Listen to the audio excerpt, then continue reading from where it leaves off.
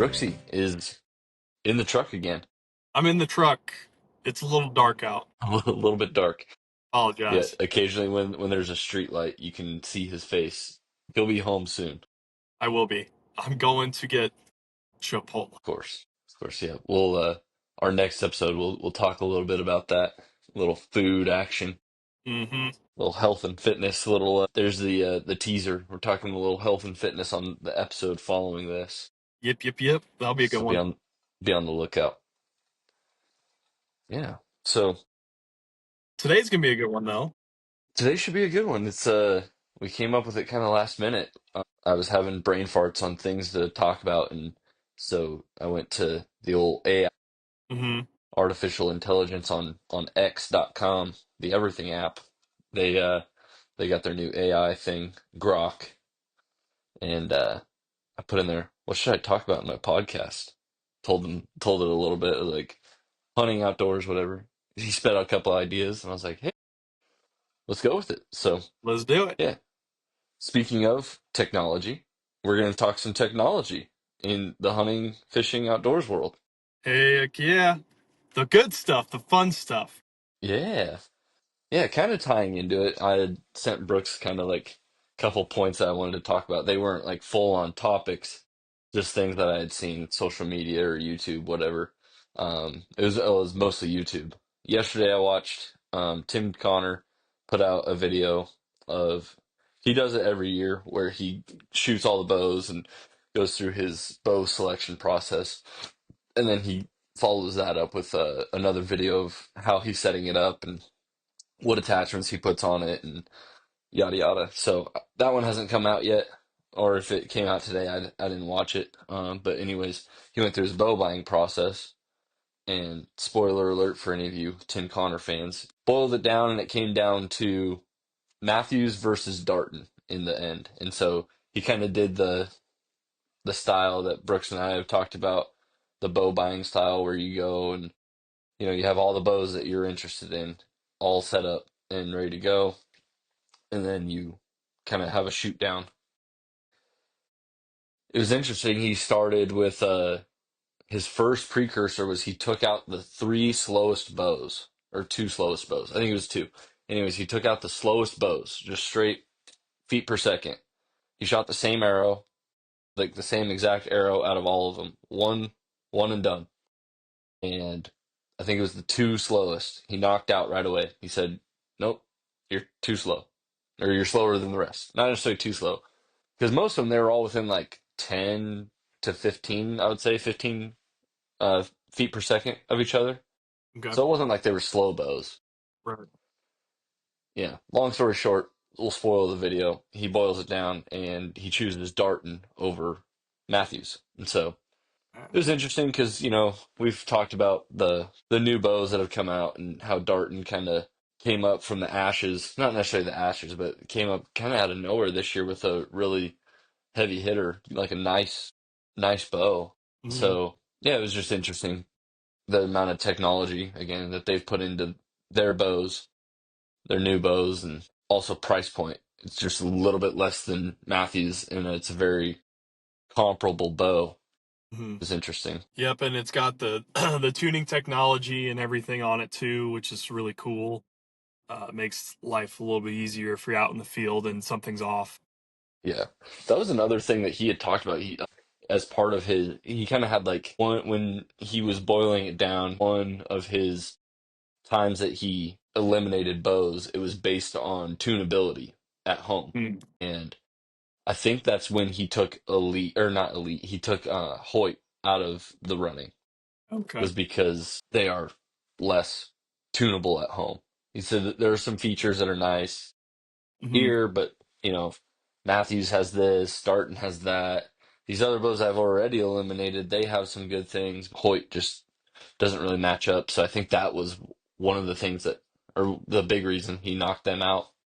And so, because he went with I think he had the Alpha X. They're all aluminum bows. Right. He didn't go with the carbon. No, there was a PSE, and then I forget which bow is that hybrid. It has carbon and aluminum. Okay. I think it was Prime, the new Prime bow. That's Yeah. right, prime one. Yeah. Hold So on, real quick, you're good. Brooks. Thank you. All right. Brooks just picked up his Chipotle. Brooks, Chipotle. what's the order real quick? We'll pause the bow talk and we'll talk Chipotle for a half minute. Well, let me double check real quick and make sure I got everything. Yep, we're good.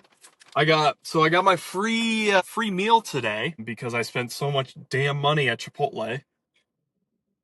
I got enough points for a free entree, and so I got Dang. myself double steak. Okay, Whoa. what's this guy doing? Figure it out, buddy. But we get it. You drive a freaking BMW, and you're trying to back in like you're cool. You're not that cool.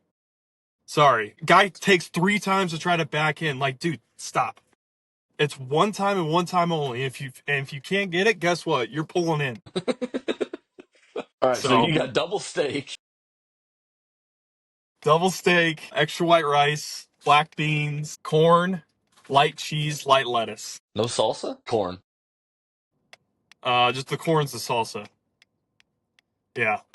Um, and I was feeling since I had the free entree, I was feeling a little extra tonight. I was like, ooh, I got a large thing of queso. Wow. Yeah, because I got tortilla chips back home. So I was like, yeah, let's do this. Their guac is better than their queso. I know, but I do like queso. Yeah, fair. I'm a big queso guy. It's I a can't. very white boy meal of you there, Yep. Brooks. I am There's not a whole lot of spice, not a not a lot of whole lot of spice. extravagant flavors there. I'm in it for the calories. I'm not in it for the taste. I'm in it for the calories and the protein and the carbs. So, Yes, Caitlin and I are on the opposite train. We're like, this just tastes like cardboard. We don't care how many calories are in it, low or high. If it tastes like cardboard, we're not interested. you think Chipotle tastes like cardboard? Well, no. But if it's plain Jane, it's like, where's the sauce? Where's the seasonings? Where's the Like, flavor? I get it, but those you add those sauces, you those and everything like that, then you add a lot more crap to it. So you just keep it simple, rice, meat, chicken, or sorry, meat, rice, beans, a little corn, a little flavor, a little light cheese, a little lettuce. There you go. Simple and you're good. Everyone Yeah, always yeah, gives me crap for it. yeah. We'll talk more on Chipotle tomorrow. Yes, we will. Anyways, back to Bose. Back to Bose. No, so it was just interesting to me. Tim Connor, I forget what he chose last year, but it was kind of a wild card. This year, I was not as surprised as, not that I'm like the biggest, I'm not a Tim Connor stalker, but his videos pop up and I watch them, and I don't watch every video of his because they tend to be kind of repetitive, but I don't know. It's interesting, especially when he does his bow, choosing his bow, or Uh, bow. So I don't know if he buys them or what the deal is, but when he chooses what bow he's going to use for the year, mhm. it's just interesting to me what what makes him decide what he chooses each year is kind of different every year. And the last couple of years, it's been different bows every year. It's not just Matthews, Matthews, Matthews, Matthews, as It's good. some people would do that. Others, they're sponsored, so it's like, oh, I'm gonna do this, but I am sponsored by Matthews, so oh, guess what? I chose Matthews. It's like, Yeah, oh yeah, right. big shocker there. Big shocker. I feel like people that are sponsored, content creators, things like that, people that are sponsored, I feel like they don't do bow choosing their bow. They just Yeah. do bow builds, and they talk about how they built their bow for that year. Hmm. And of course, they have the top of the line attachments and accessories, but Hmm. nevertheless. But yeah, so then also speaking of Matthews and technology, so today MFJJ, they're in cahoots. They hang out a lot. Separate video didn't include Tim Connor. Uh-huh. He makes a video of dry firing a Matthews on purpose. Okay. There's been a few videos of people that have dry fired their. It was the lift, not well, the title said Lift X, but then when you watch the video, he said it was the 2024 model Lift. So I don't know if it had the 2024 limbs, but it was a Lift X, or I didn't quite follow it, but because they're the same limbs, same technology. The only thing Okay. is a couple different things. But the limbs themselves are the same. So, anyways, he dry fired the Matthews. Spoiler alert again. it was interesting to me.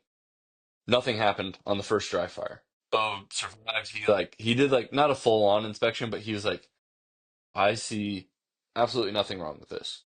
And then he's like, well, shoot, let's do it. I totally thought it was going to completely blow up and it was all going to be over. And that was just going to be the video. I think the point was to show that the failure was going to be something other than the limbs, because people are saying that the limbs on the Matthews are what fails the most. Right. And he's like, okay, we'll dry fire it. Well, it wasn't him. It was actually somebody else's idea. And he's like, dude, I just got this bow. It's a $1,500 bow, yada, yada. Like, I don't want to just eat $1,500 for this video.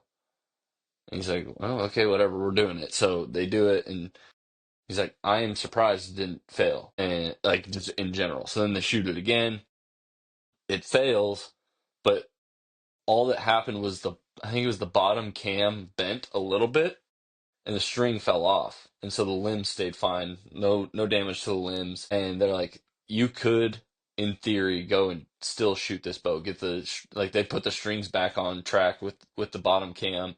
They're like, it's a little bit bent, but you could shoot this bow still. And so it was just interesting to me. Like, they talk about how, I guess, fragile any bow, not just Matthews, any bows are, but even still, the advance in technology is pretty impressive that something like that can happen. And they have such high technology, high quality equipment that, a dry fire or two does a minimal damage. It was pretty impressive. Yeah, that it really is impressive. I saw the thumbnail today when I was scrolling on YouTube, and I was like, oh, I'll get to that in a little while. I was at work anyway, so Yeah, yeah, sorry that's. to spoil that one for you, but Oh, I don't care.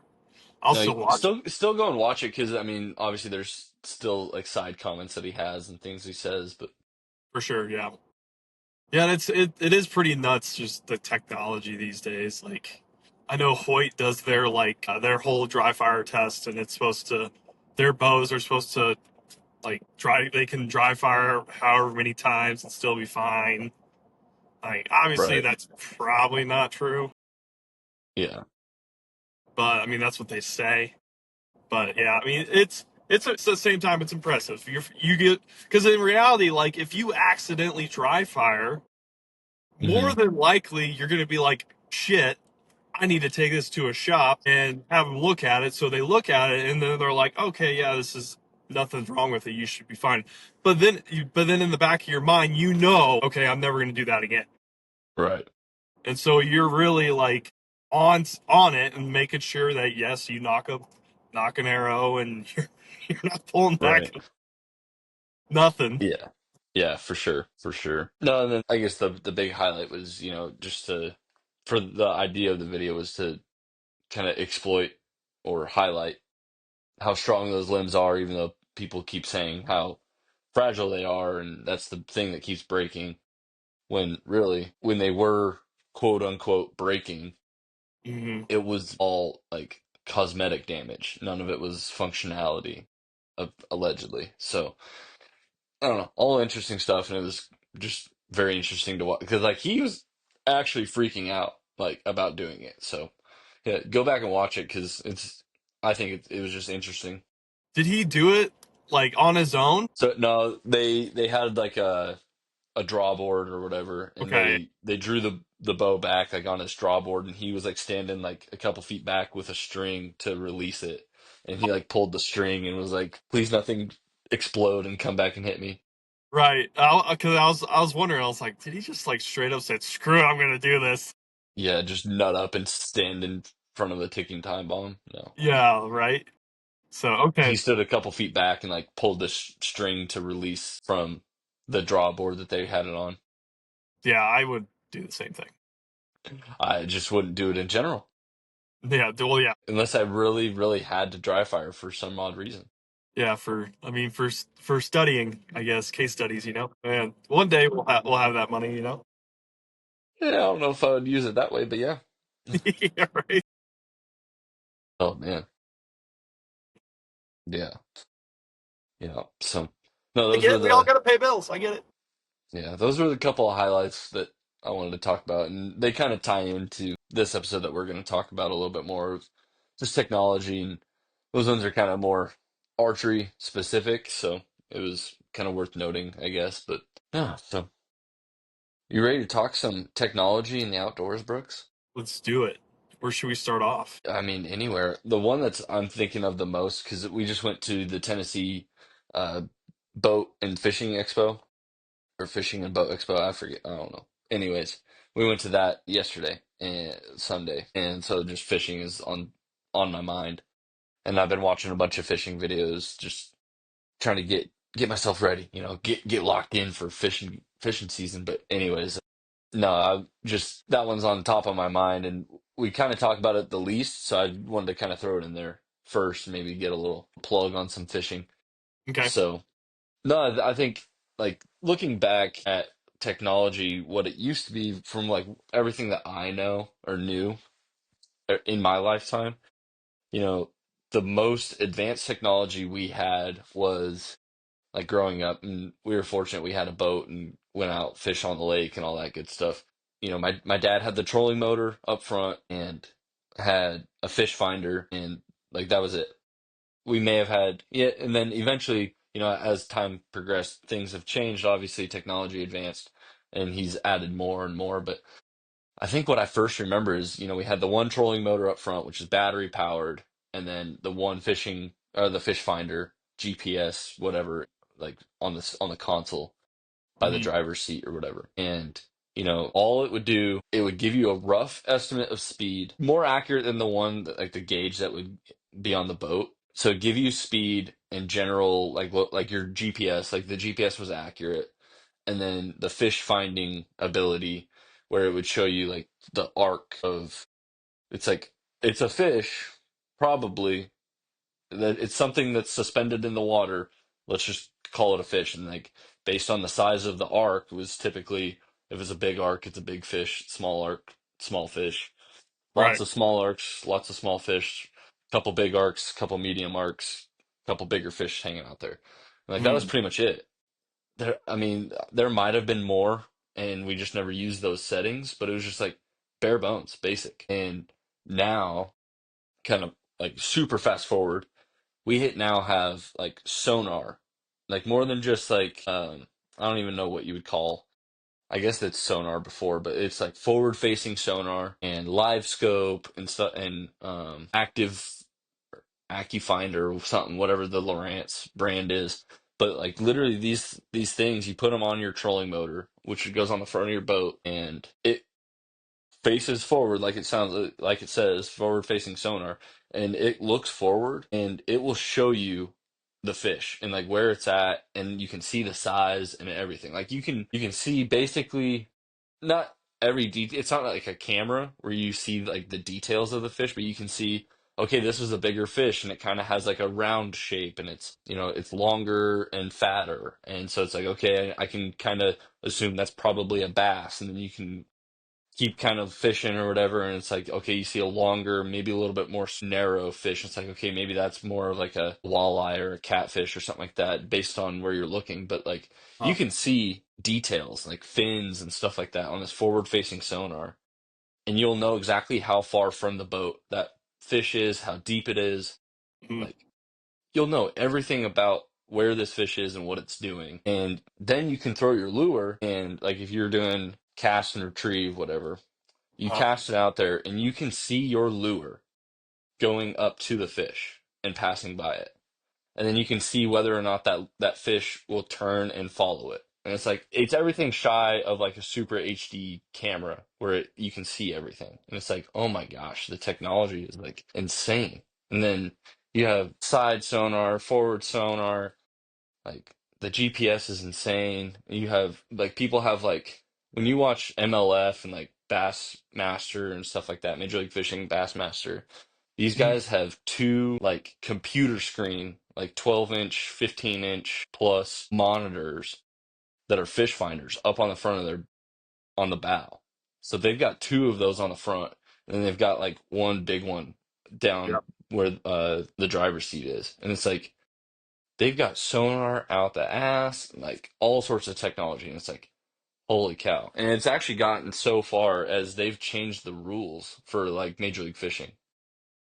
And so, like, Major League Fishing, for anybody who's not aware, you have like periods. I think it's like 3 periods, and you just go out and fish, and you have to take a break, fish, take a break, fish, yada yada. Okay. Well, you can only use this sonar, these forward-facing sonars, AccuFinder, or what, I forget the name of that brand, but forward-facing sonar and live scope.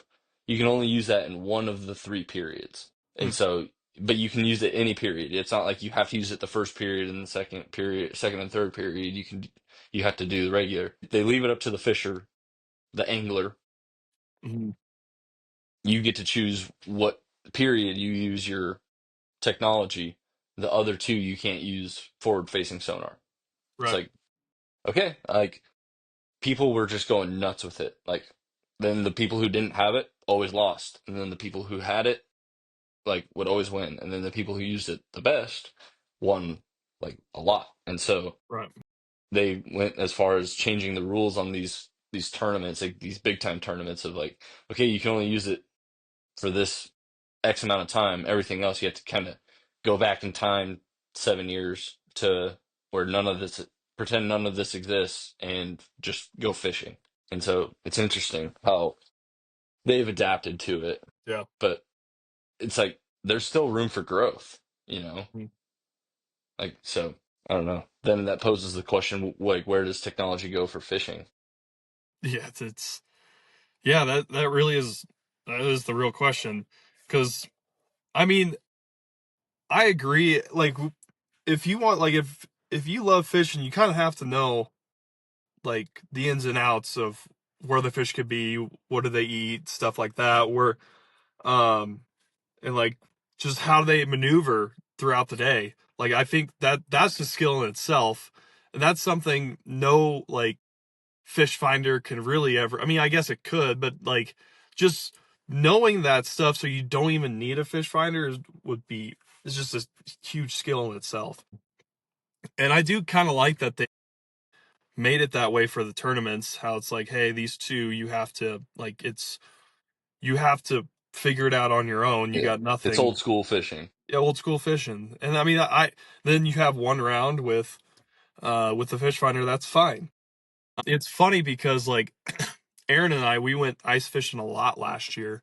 This year, not so much. We've been busy with a lot of things, and mostly I got real frustrated with ice fishing last year. But Aaron, he did buy a fish finder with the sonar, and oh my gosh, it's like it feels like cheating. It really does. And but it's so cool to see the fish. Like you can see where your bait's at, and the fish goes, whoop, and you pull it, and you're like, oh yeah, fish on. But the thing Right. is, it's like we had so many times out there last year where we would see a ton of fish and nothing would bite, and we would change our bait, change our lures, do Right. everything possible, change how like the lures presented, like, and Yeah. they would just we would come up empty handed more times than not. And and this was like last year was really like my first time like ice fishing for real. Hmm. So I got super frustrated with it because like in the summertime we go places and we kill it, and that's just old school Right. fishing. But yeah, then I made the joke with Aaron, and I was like, let's just screw the fish finder. Let's just let's just not use it today. And of course we still end up using it, but I mean I kept making the joke. I was like, well, why not? Let's just not use it and see what happens. And honestly, we probably would have killed it Yeah. because that's how it works. Right. No, like it's crazy. These guys can pull up like when people are on a boat. I guess ice fishing too. Like you go to a spot and you dip that thing down in, and you just look. You don't even have to throw a line in the water. You can just look for 5 minutes and be like, the fish aren't in this spot. I'm just gonna go to a different spot. Or all right, they're only in this little section, and this other section I can Hmm. just leave that alone. Whereas old school, you pull up and you're gonna like work that whole bank or whatever. You go ice fishing, you're gonna drill like 10 holes, and you're gonna work every hole until you kind of find your honey hole. Right. And now it just takes it out. It's like, well, I just put that sonar in one time and just kind of look it around and be like, yeah, I'm gonna go 20 yards that way and Hmm. start fishing over there. And I don't need to waste my time over here. Right. Exactly. Which for those purposes, it's like, okay, you're wasting less time, and Hmm. for people who go and you catch the fish to feed your family, and it's like, all right, I just saved a bunch of time, and I got my limit, and I'm out of here. Yep. Yep. Cool, great. But when it comes to these tournaments, it's like, hey, that's a lot of money on the line for some of these people, and it's just, I don't know, that it brings up, obviously they've tried to address it and make these changes. It's a big debate right now in the Yeah. fishing world. I'll have to look into that whole debate because I've been pretty centered on the hunting world and everything. Right. So like last I've only seen it just because, YouTube, just I'll click on one fishing video, and next thing you know, I've got like the whole Major League Fishing lineup on my YouTube. And so, always works like that.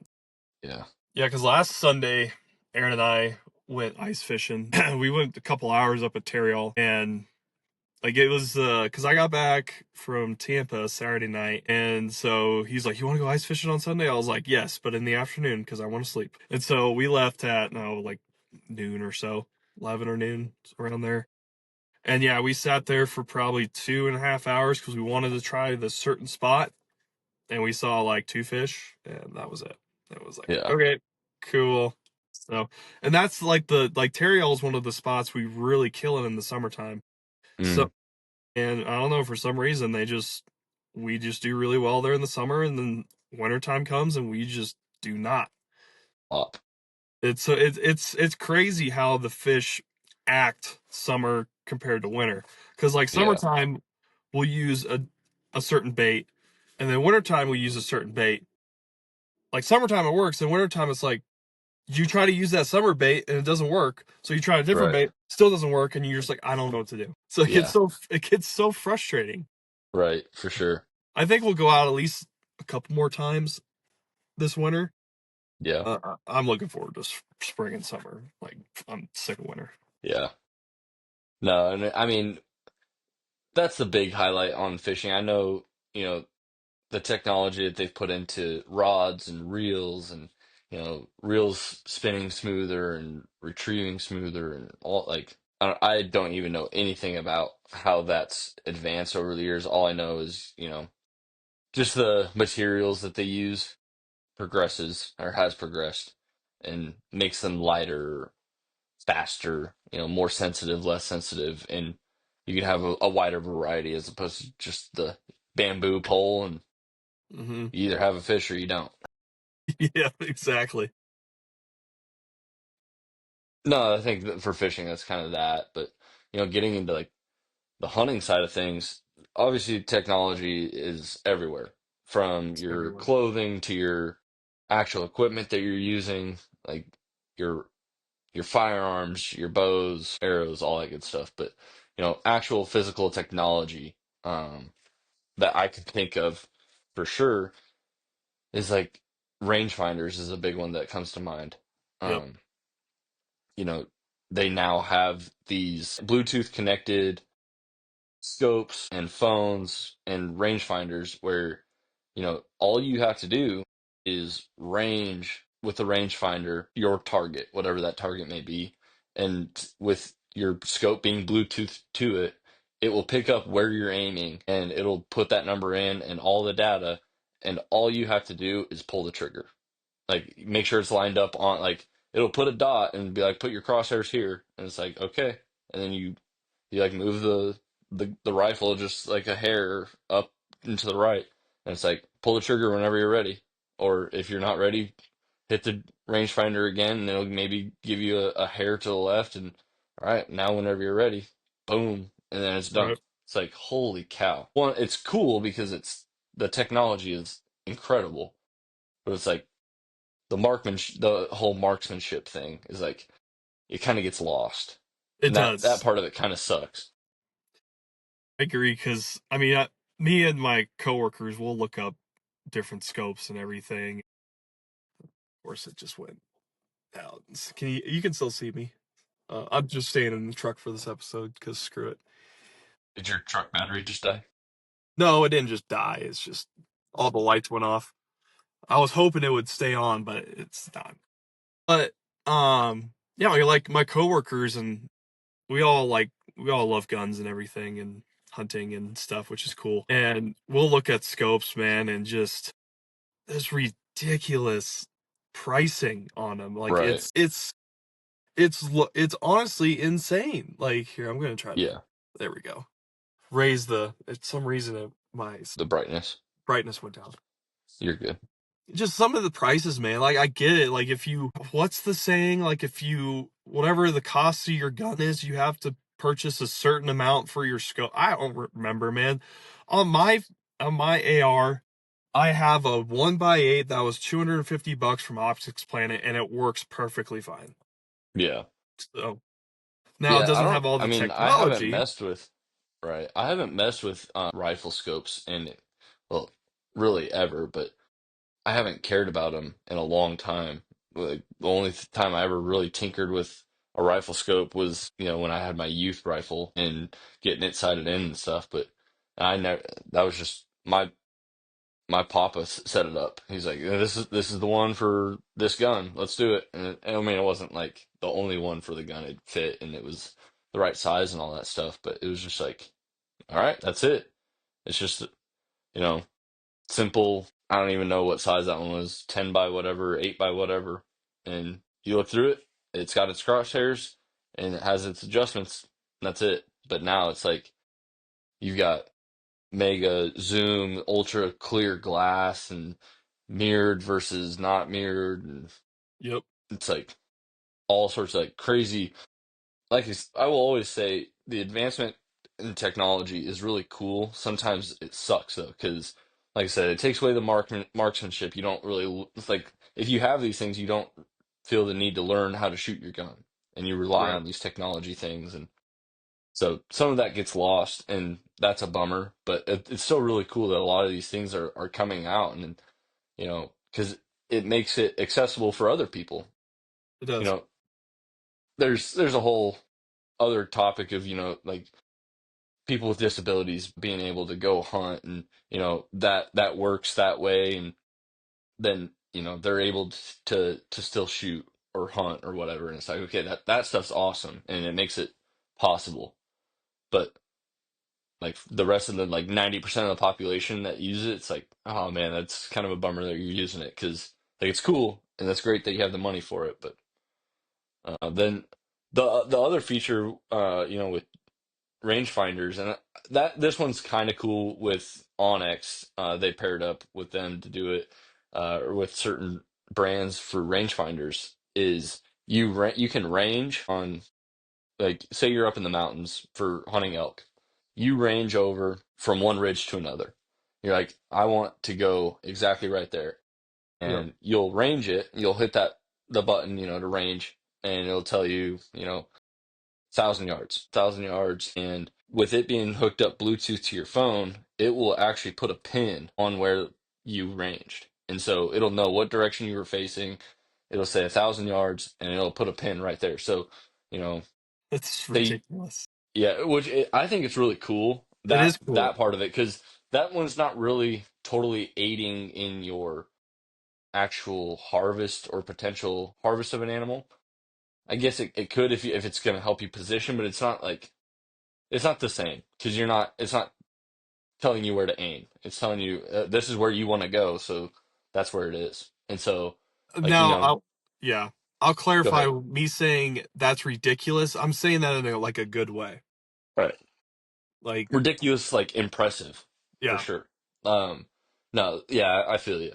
Like, it's like really cool, because, like, okay, so say you shoot an animal, and like I said, it's a ridge over, Hmm. and that's a long ass walk. It wasn't a super far shot. Maybe it was like 350 yards, like a pretty impressive shot, but it's across a ridge, and it's like, man, like by the time you get over there, it's like you're in a totally different area, basically, and like you don't have your bearings with you.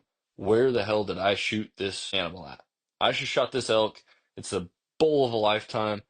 I don't know where it is, because I walked in, I thought it was the perfect direction, but I am not where I thought this bull was. And that would be the beauty of, you have this rangefinder paired with your Onyx. Hmm. You range it right at, okay, that bull's down. Heck yeah, party's on. range it. Okay, my Onyx just pinned it, and now all we got to do is go follow that pin. That Yeah, is sweet, that is really and cool. that'll help with. I mean, I watch it on YouTube a lot. People will have a similar scenario to that where it's like, okay, I saw this bowl go down. This is where it went down. I ranged it while it was down, and it was this many yards. Walking in that direction, they didn't have this feature, and they walked, and they're like, "Where's this animal? Where's the blood? Why do I not have my dead bull?" And Right. they just don't. They can't find it. And it's like, then they do a grid search, and they're like, no clue where this animal went. And it's like, well, you very well could have just gone to the wrong spot and didn't realize it. Hmm. And having that feature would be like, man, recoveries go through the roof potentially, like, Right. or 5% more recoveries would be worth it in my mind. Yeah, I agree. Because I mean, at the end of the day, we all need to recover that animal. We need to process it. We need to Yeah, we hunt to eat the meat. yeah, At the end of the day, yeah. We're not out there just to pull triggers and grip and get it. grins, which Yeah, some get people a are trophy. I mean, actually, yeah, but yeah. Someone told me once that like, oh, all hunters do is they just want the trophy. It's like, well, majority of hunters actually like the meat. yeah, Like for sure. yes, I agree. There is some out there that just shoot it for the trophy, whatever. If that's what Yeah, they want to do and they give the meat away, fine. That's not a big deal. Now, I will say if they just completely waste the meat, like screw you, dude. Like that's quality meat. but no, that feature when they came out with that, I think they came out with it in the fall. I was impressed with that, and it was like, man, I kind of wish I had. No, for me, it's not like I would have much use for it in the terrain we hunt, Mm-hmm. but it'd be like, man, Flatlander. that'd be pretty freaking sweet to be like, okay, even just usually being like, okay, I want to go right there, or like I'm gonna range that tree, and that's where I want to set up. It'll pin it and be like, okay, I want to. That's the tree I wanted to sit in. I knew it was 30 yards from that tree, and okay, instead of having to be like, okay, this one, I'm gonna go walk to that tree. I'm just gonna range it. Next time I come and sit, I want to sit in that tree, range it, boom, done. That's kind of how I could see myself using it out here. That'd be a I'm pretty sure I good could way. think of other ways to use it on the spot, but not fast enough to spit them all out. No, I don't know. So I guess then the next thing with range finding is Garmin has their range finding bow sight. Mm-hmm. And I think we've talked about it, and some states don't allow it. Yep. I think that's where rangefinder technology is gonna head next Yep. for in the archery world. Yeah, I agree.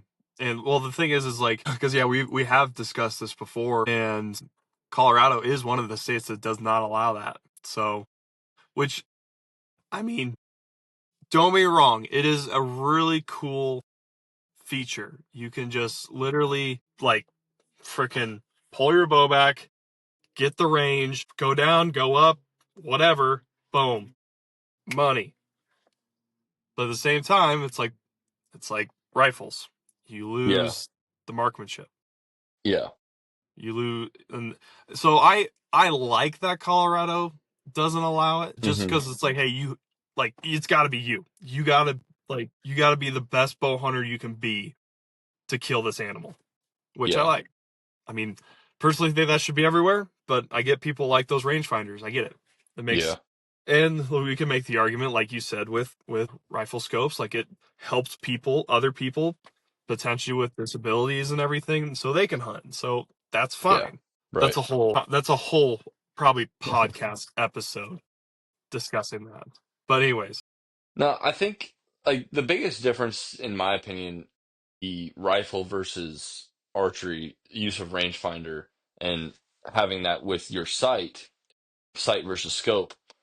You know, rifle scope versus archery sight. To me, like archery, you have to be within a certain range anyways to be effective. Rifle, you have a very wide range. You can be 25 yards to some people will go like 700 yards, like mhm, something crazy. Call the typical hunter will probably go like 350, 400 at their max. But that's a huge difference versus a bow hunter having to be 5 yards to 50 yards. Like the part of it for an archer is, for me, that's where it comes to ethics. For a rifle hunter, is it super ethical to be like, okay, I can just hang out however far I want, and as long as I can range it, I can kill it? Hmm. Versus archery, it's like, okay, I can range it, but I can't necessarily make that shot yet. Like, okay, it's at 150. I'm not making that shot. I got to get into 50. Then you get up, then you have to get in there, and you start to have some woodsmanship, not necessarily marksmanship per se. Where the That my dog. Sorry, I think my dog's excessively barking right now. That asshole. you Sorry, know go ahead. it it won't, like, for the bow, it won't tell you like left and right, like exactly where to aim based on wind and stuff like that. Where the rifle side would, it will just Hmm. tell you, okay, you're at this many yards away. This is where that pin would be, like on a random number, like a 33-yard shot. Okay, this is where a 33-yard shot height wise should, this is where you should aim for a 33-yard shot. Okay, cool. And then you have to put that on the vitals and then you can go. So there's a little bit of the difference there.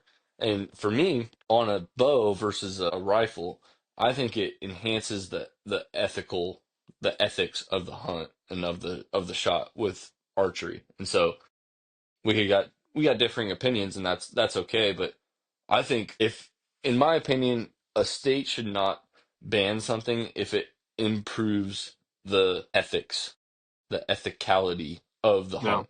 You know, if it makes the hunt more ethical, the probability of wounding versus killing an animal, or right. killing versus wounding, increasing the chances of a kill versus a wound. Why would you ban something that would improve that?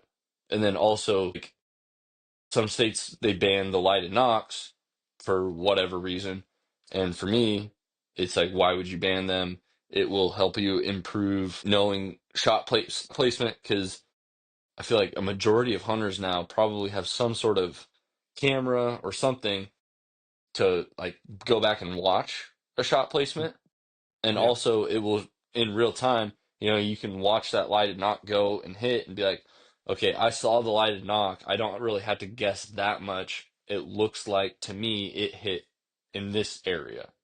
Versus if you don't have a lighted knock, it's like, well, I don't know. I think it might have been front shoulder. It could have been gut. Like, you have to make a wider range guess, whereas the lighted knock, you have a more narrow guess you saw it you Hmm. know? And so for me, like, a state banning something that improves the ethics, it doesn't make sense to me. So, but as far as rangefinders on a bow go, I think, the Garmin is the first step, and I think that's where rangefinders in archery are going to move to. I think there's going to be more sight companies that try to find a way to make that better, because right now they're not perfect, and that's why not everybody's using them. Because the people that have used them have found flaws in them, and it's not perfect, and that's why it's not the biggest thing on the market. Right. And so I think that's where it's going to go. Yeah, I could see that. I mean, I definitely understand like the ethics portion of things because I mean, you can argue both sides really, like, Yeah, and I totally see your point. and I see your point. So I mean, it's just, I guess it just depends of like what you want to do as a hunter, really. Yeah, well, because there is some marksmanship side of it where you can be at full draw and just keep hitting that button to be like, okay, where is he now? Where is he now? Where is he now? Whereas the way Yeah. you and I have it right now, we don't have, like, we're like, okay, we ranged him at 25. He just took 5 steps. What is he now? He's probably at 28. Okay, he just took 5 more steps, but in a different direction. He probably went back to 27. And so Hmm. it's like there's some marksmanship of, you know, guessing your range, things like that. And Right. so, but then it's like, okay, how ethical is it where you're guessing your range when you can just know your range by the click of a button? So it's definitely it's interesting. It It's an is. interesting point that Hmm. I hope more states don't, like, I hope there's not more states that go towards the direction of banning it. and there's Mhm. more people that are like, okay, or maybe a temporary ban, and then be like, okay, once it can be proven to be as effective as possible, this rangefinder on a bow sight, once it's very effective, Mhm. then and it proves to be pretty much better than any other sight on the market, then we take it off the ban list. That I hope eventually it would come around to that. But for the time being, I hope more states don't ban it because I think it is something that can improve ethical hunting. Yeah, I'd agree with that. And then for as far as anything else in optics, they have rangefinders in binoculars now, Oh, that's which yeah. I want to say I think my yeah. those are, I mean, they're cool, and it makes it to where, you don't need to binocular and be like, oh, they're in that direction. Okay, let me get my rangefinder. Okay, my rangefinder isn't as good. My guess is they're probably 850. Whereas you got your binos, and then you hit the button while you're binoed, and you can actually see them clear and be like, oh yeah, they're 872. It's like, oh, cool, awesome. So, different strokes for different folks. Some people like need something like that. Other regions or other people, it's like for me, I would have no use for that. I don't have anything where I really would need that right now. I could probably have use for it because just of the vast wilderness here in Colorado. Yeah, I don't know. Like as far as optics go, I think that's a pretty big thing for technology. I don't know. Anything you can think of for things that you've noticed progress in your short time of being a hunter? Trying to think. I guess like mapping for sure. I Yeah, mean, a lot of like Go Hunt does theirs, Onyx does theirs. What was the one you were talking about? Spartan Forge. Spartan Forge. And then Yeah. there's a shed hunting one that my buddy sent me. I can't remember Mm, what it's called. I'm gonna go shed hunting with him in May, so I'm pretty nice. excited for that. Yeah, we need to get going soon. I don't know, probably in the next couple weeks, get out and try to find some sheds around here. Luckies, we have to wait till May 1st. Yeah, we don't have like a season for deer Okay. out here, like deer shed hunting season. It's just like, well, if you want to go, you can. There, I think there's still bucks with antlers, and we're at February 3rd. And so, not to say all deer have their antlers still, because there were some that were shedding in like December. It's just, you got your range, but Hmm. there's still some deer with antlers right now, so we'll get out there and give her a look. But no, yeah, GPS on your phone. I Hmm. mean, it used to be, hey, let's unfold this giant paper map and hope we have the right general area and be like, okay, we need to go Well, 7,000 paces this way and 4,000 paces that way, and hopefully we find camp again. I when I was at Bear Creek Archery a few weeks ago, I saw that they had on the it was like the below a bunch of accessories. They had every single unit map for Colorado. Mm, I was like, that's kind of cool. But I think they were wanting like $17 each for it. I was like, I got Onyx. It's yeah, seriously. Yep. Like so kind of the progression, obviously paper maps to GPS became a thing kind of while we were kids-ish, I would say, kids to high school, teens. And I remember like one of our family friends, they got this GPS that you could like text with each other back and forth.